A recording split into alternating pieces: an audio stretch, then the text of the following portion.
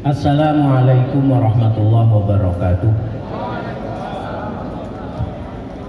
Bismillahirrahmanirrahim. Alhamdulillahirabbil alamin wassalatu wassalamu ala nabiyil karim habibina syafi'ina sayyidina Muhammadin wa ala alihi wa ashabi ajmain la haula wala quwata illa billahil aliyyil azim. Puji syukur kehadirat Allah, salawat salam semoga Allah limpah curahkan kepada junjungan kita Rasulullah sallallahu alaihi wasallam. Para alim ulama yang kami muliakan, kami taati dan kami takdimi, Kiai Haji Sya'roni, alhamdulillah jasanya Ansor.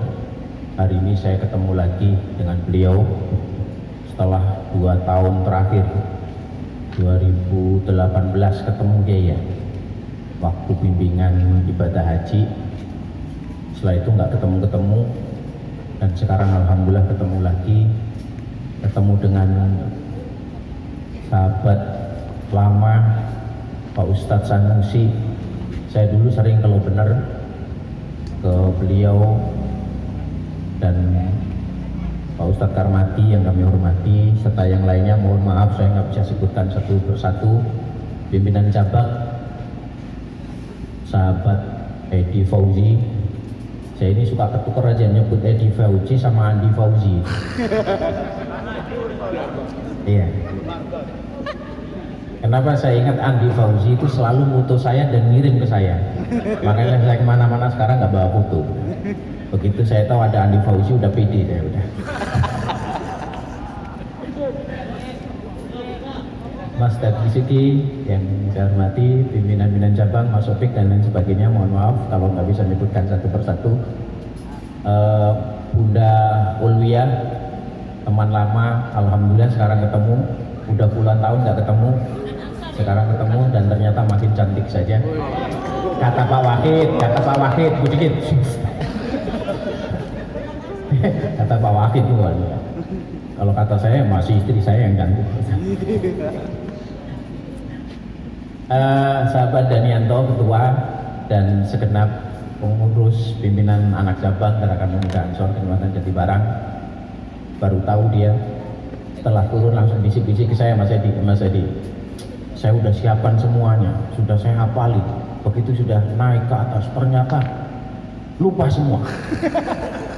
Baru tahu ternyata ngomong itu disangka gampang. Ya, ngomong itu ya gampang, ngomong di sini biasa, orang biasa kangelan, apa hilang kabeh. Dan sahabat-sahabat Ansor Banser semuanya yang kami banggakan, saya berdiri di sini tadi saya sebagai pembina, makanya saya rada bingung. Mohon maaf saya nggak pakai baju Ansor karena usia sudah tidak boleh pakai baju Ansor. Dan baju Ansor saya juga udah habis. Waktu pilihan selesai itu Mas, itu banyak yang kemudian Pak Ustadz buat saya habis kan. Saya punya jas satu Banser, mau saya pakai, takut nanti diminta lagi di sini. Malah saya nggak pakai. Soalnya ukurannya rada gede, ini Mas Gunawan ngelirik nanti Mas. Iya. Catat aja, tapi nggak pernah saya keluarin kalau ke rumah juga. Ada satu lagi yang ada mau bau-bau Ansornya itu sweater yang kemarin kasih ketua itu. Saya ceritakan barangkali biar Mas Edinya nanti minta. Sahabat-sahabat semuanya, sebetulnya saya rada ragu kalau ngomong di tempat terbuka begini karena saya biasa instruktur. Yang namanya pengkaderan itu harus tertutup karena banyak hal-hal yang rahasia yang harus disampaikan. Tapi kalau di sini ini telinga terlalu banyak. Makanya saya normatif saja ngomong tentang Ansor, tentang NU, normatif saja. Kepada pengurus saya ucapkan selamat. Tapi yang namanya pengurus itu biasanya ya, tapi bukan di Ansor. Biasanya itu kalau giliran pilihan pengurus itu rebutan jadi pengurus. Tapi ketika sudah jadi nggak mau ngurus. Yang susah lagi jadi urusan. Ya, itu sering terjadi. Ketika pilihan rebutan jadi pengurus, sudah jadi pengurus, nggak mau ngurus, malah bikin susah jadi urusan. Jangan seperti itu. Cara saya itu aja udah cukup, saya itu turun lagi udah. Ya. Ini yang pertama. Yang kedua, Mas Edi tadi sahabat SD sudah menyampaikan banyak hal. Saya harap sahabat-sahabat itu jangan terlalu santai dalam ngurus Ansor. Karena saat ini Ansor, kalau PD-nya orang-orang NU itu sedang jadi primadona di Indonesia. NU menjadi sasaran bidik dari lawan-lawan negara. Saya tidak sebut lawan politik karena NU bukan partai politik, tapi NU itu menjadi sasaran bidik dari lawan-lawan negara. Kenapa? Sayap Indonesia itu ada di NU dan Muhammadiyah. Saya ulang, sayap Indonesia itu ada di NU dan Muhammadiyah. Kenapa demikian? Karena ormas Islam terbesar di Indonesia saat ini itu adalah NU dan Muhammadiyah. Ketika NU bisa patah sayapnya, maka Indonesia pasti akan oleng. Makanya jangan pernah kaget ketika pimpinan kita PBNU Ki Said itu selalu dibully habis-habisan meskipun tidak pernah berhasil. Ki Said disebut sekuler, sudah sering. Ki Said disebut Syiah, sudah sangat sering, dan yang tersering itu. Sekarang menjadi komisaris PJKA, dibully habis-habisan. Kenapa? Persoalannya hanya satu, karena Kang Said itu ketua NU. Kalau seandainya Kang Said itu bukan ketua NU, nggak akan ada yang bully habis-habisan. Kita tarik sejarah ke belakang. Dulu yang namanya Gusmi, Kiai Jazuli, Lirboyo, itu yang namanya dakwah ke diskotik itu juga sering. Nemuin preman itu juga sering. Tapi kenapa Gusmi tidak pernah dibully? Karena persoalannya Gusmi bukan ketua NU. Gus Dur terus-terusan dibully sampai akhir hayatnya. Meskipun kemudian sejarah membuktikan sampai hari ini makam yang tidak pernah sepi diziarahi orang adalah Kiai Haji Abdurrahman Wahid, dan itu mengalahkan semua presiden-presiden dari awal sampai akhir. Dibully habis-habisan. Kenapa? Karena Gus Dur ketua NU. Sebetulnya sasarannya bukan Gus Dur, tapi NU. Kalau NU runtuh, maka Indonesia akan sangat mudah dikuasai. Yang kedua adalah Muhammadiyah. Kenapa target kedua? Karena Muhammadiyah sama NU masanya banyak NU. Pembuktiannya gampang. Kalau tadi Kang Edi nyebut ya, kalau Muhammadiyah itu NU itu banyak tapi nggak bisa ngitung. Ya memang nggak bisa ngitung, tapi bisa diidentifikasi. Di mana-mana di samping ada bendera Muhammadiyah, pasti yang tidak ada bendera Muhammadiyahnya itu adalah bendera orang NU. Itu saja wis. Perguruan tinggi kalau ada Universitas Muhammadiyah, ini Universitas NU-nya mana? Pokoknya selain Universitas Muhammadiyah, kalau itu swasta pasti NU. Percaya dirinya begitu aja. Ini saya baca. Jadi ini makanya kenapa kita tidak boleh santai dalam persoalan ini, dalam sisi pengkaderan dan lain sebagainya. Sepakat dengan apa yang dikatakan oleh sahabat Edi. Kita ini Ansor tidak lagi seperti periode-periode sebelum sahabat Nusron. Ke belakang kita masih berantakan tentang administrasian. Tapi setelah sahabat Nusron menjadi pimpinan pusat, gerakan pemuda Ansor semua di-upgrade. Bahkan waktu itu kami yang ada pada posisi peralihan dari organisasi santai menjadi administrasi yang modern itu sempat pelagabakan. Dan alhamdulillah sekarang sudah berjalan dan hasilnya sudah mulai kita lihat. Saat ini kader Ansor 4.000 itu bisa kita lihat dari datanya. Bukan hanya mengatakan 4.000 adalah Ansor, tidak, tapi ada datanya. 7 juta kader Ansor dan itu terdidik. terkader secara baik. Ini yang kedua, jangan terlalu santai.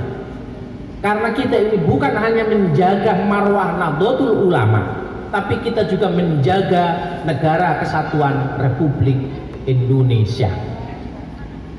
Dan yang ketiga, kita ini menjaga marwah akidah ahlu sunnah wal jamaah. Makanya Ansor harus ngerti ahlu sunnah wal jamaah itu apa.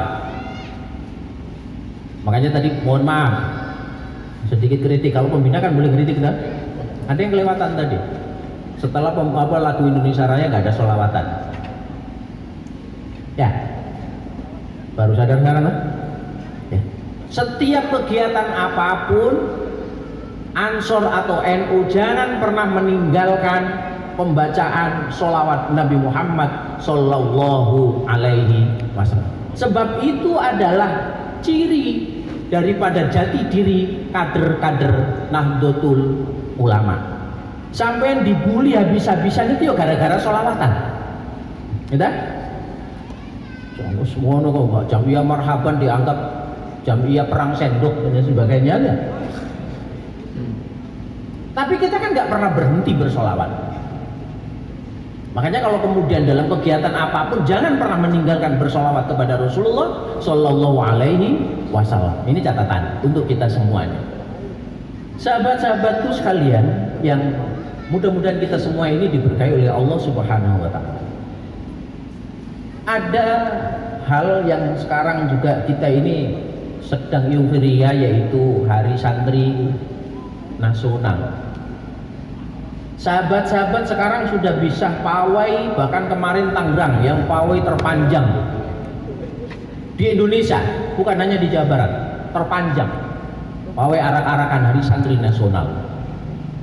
Kita ini ketika sudah melakukan kegiatan-kegiatan secara nasional maupun regional Hari Santri, kita ini mesti paham bahwa sampai hari ini sebetulnya persoalan Hari Santri Nasional itu masih diperdebatkan di kalangan orang-orang tetangga kita. Banyak yang masih ingin mengatakan bahwa tidak ada yang namanya resolusi jihad 22 Oktober tahun 1945. Dan kemarin 2 minggu yang lalu itu dibahas dalam sebuah seminar di sebuah perguruan tinggi Jakarta, perguruan tinggi nasional yang besar, yang kemudian kesimpulannya tidak ada yang namanya fatwa resolusi jihad.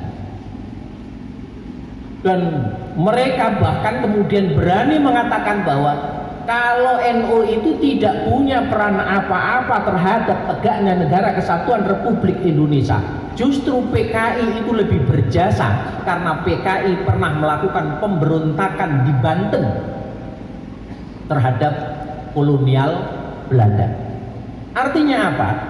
Ketika kita ini sedang berjuang bagaimana menjaga NKRI, orang-orang yang sudah betul-betul berperan menjaga NKRI justru dianggap menjadi orang-orang yang tidak memiliki peran apapun. Maka sepakat kalau kemudian tadi pimpinan cabang mengatakan kita ini bukan hanya sekedar, ya memang itu Pak Mas Edi kan, ini saya masih ingat apa yang dulu pernah disampaikan Ki Hasyim Muzadi.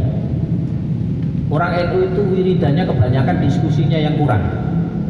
Orang itu kalau wiridannya kebanyakan itu akhirnya jadi orang yang tawadu.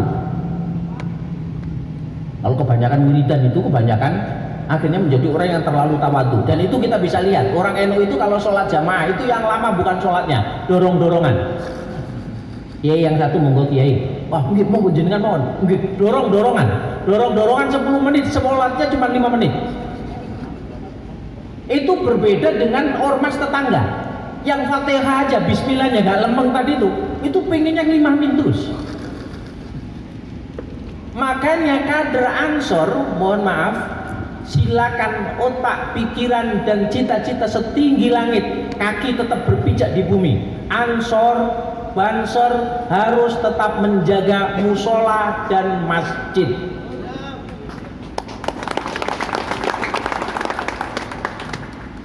Itu prihatin kalau ada musola atau masjid itu yang imam apa yang adanya tuh kakek-kakek itu.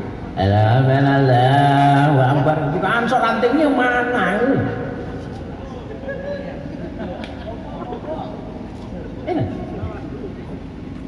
Ya, musola sampai nggak ada tukang adzan. Kalau kemudian musola atau masjid kemudian nggak ada yang jaga, Banser nggak jaga, itu pantas. Saya pernah dengan sahabat Jam-Jami waktu keliling suatu saat melewati masjid Jatibarang itu Ramadan. Begitu Ramadan itu yang jaga, saya tidak sebutkan ormasnya, tapi ormas lain itu yang bagian ngatur lalu lintas. Sahabat Jam-Jami kemudian bilang, ini Ansor Bansernya mana? Kok justru yang jaga ormas lain? Saya bilang jangan salah. Kalau yang namanya Ansor Banser itu kalau Ramadan justru pada isi pengajian. Jadi yang jaga itu bukan lagi Banser, bukan lagi Ansor. Ya itu mau mengukur diri ya.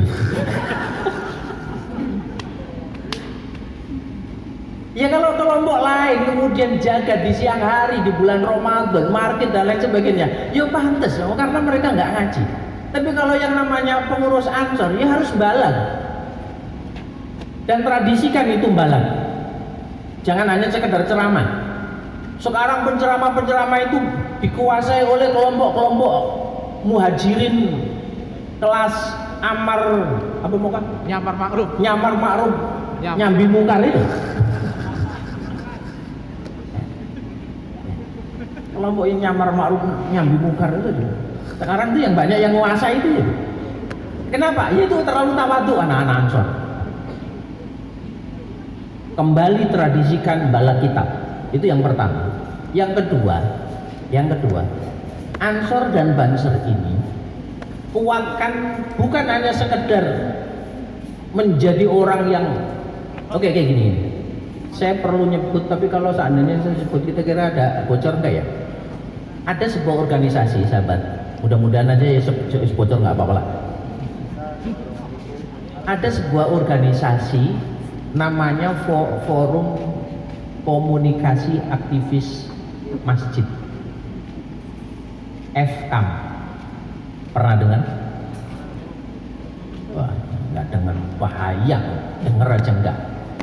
FKAM itu sudah hampir ada di setiap minimal kecamatan. Forum Komunikasi Aktivis Masjid.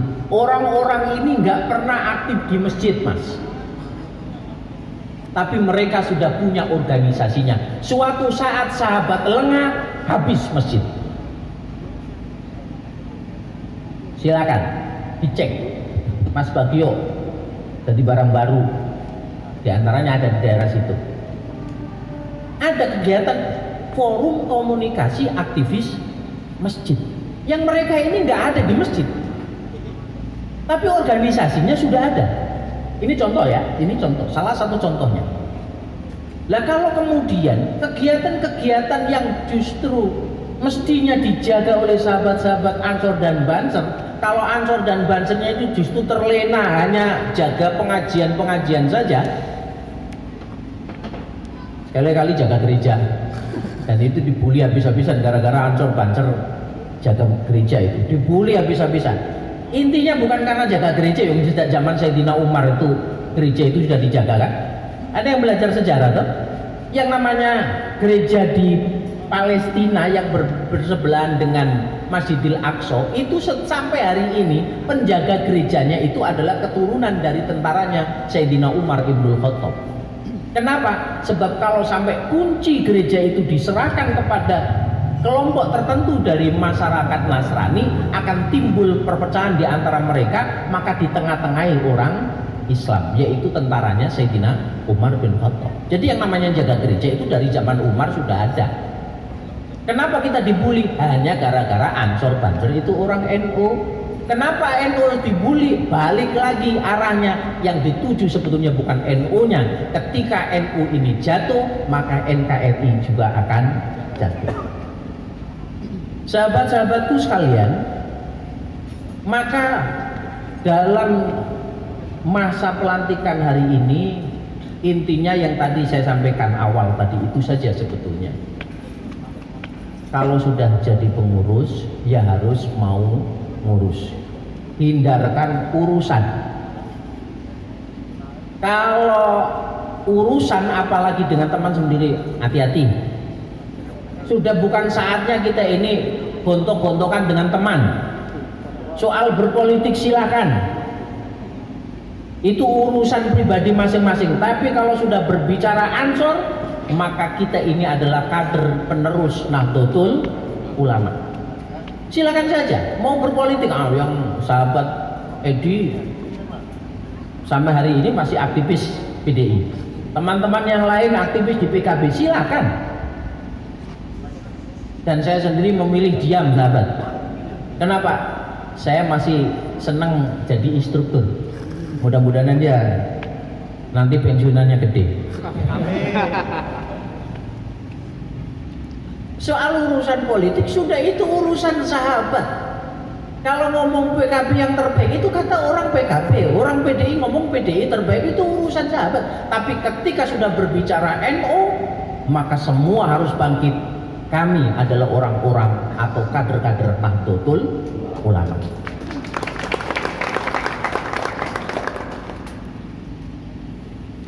Sampai hari ini perbedaan-perbedaan di partai-partai politik, ya, kita ini, saya tidak pernah keluar mas, tapi saya masuk dalam kelompok instruktur Jawa Barat, dan kita juga menjadi bagian daripada Laskar Ansor Jawa Barat.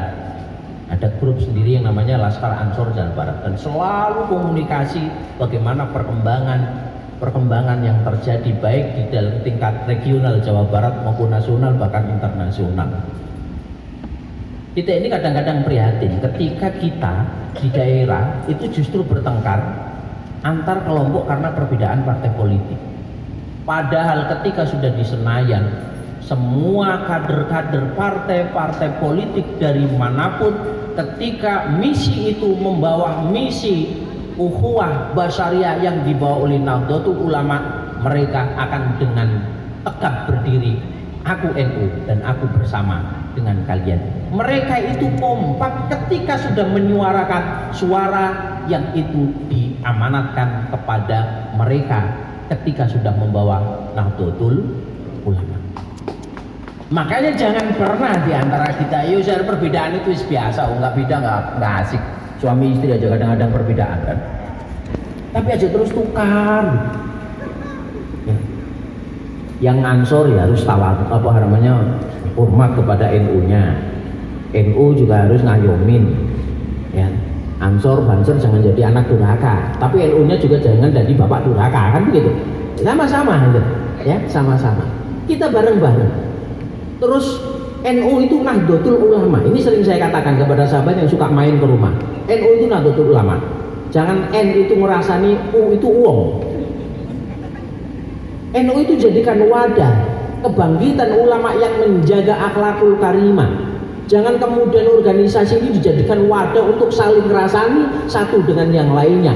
Apa gunanya kita ini menggunakan nama ulama ketika kita tidak memiliki akhlak ulama? Kader Ansor, apa gunanya sahabat-sahabat menjadi pengawal ulama dan bangsa ketika tidak bisa menghormati para ulama? Maka semuanya harus saling bahu-membahu. Kekurangan pasti ada, tapi itu akan bisa kita selesaikan bersama ketika kita duduk bersama dan ngopi bareng. Oke, itu saja yang bisa saya sampaikan. Karena Mas Edi tadi udah bisik-bisik, Mas Dasuki udah bisik-bisik, hari mau menjemput kemenangan ke Bandung katanya. Amin. Amin ini kenceng banget ya. Ini yang bisa saya sampaikan. Saya ucapkan terima kasih Pak Kiai sebagai wakil dari anak-anak Ansor. Kehadiran Pak Kiai di tengah malam seperti ini, dingin-dingin begini, ini ada sebuah kehormatan besar bagi kita semuanya. Terus bimbing kami Pak Kiai, Pak Ustadz Sanusi, mohon bimbingannya. Ansor ini masih banyak perlu dibimbing. Kalau salah ya begini, soalnya saya masih ingat, anak muda itu bedanya dengan orang tua. Anak muda itu apa saja pantas. Anak muda salah ya pantas Pak Kiai, ngarani gak hujan no. Kalau orang tua itu apa-apa beli pantas. Ya kalau apa namanya salah ya orang pantas wis tua. Nom gue. Anak muda ini banyak salahnya ya, pantas karena itu masih ada orang tua, dan orang tua itu mohon supaya terus membimbing, jangan segen-segen untuk membimbing para kader, dan para kader yang sudah dilantik hari ini bukan hanya setelah ini selesai, tapi menjaga Nahdlatul Ulama, menjaga NKRI masih harus terus kita lakukan dengan tanpa lelah. Ikuti pengkaderan terus secara berjenjang, pelatihan kader dasar, pelatihan kader lanjutan, sampai nanti nasional, semuanya, sehingga sahabat-sahabat menjadi kader militan yang pada akhirnya ketika memimpin NU menjadi orang NU yang militan. Demikian, mohon maaf barangkali yang kurang berkenan. Ihdinas siratal mustaqim. Assalamualaikum warahmatullahi wabarakatuh.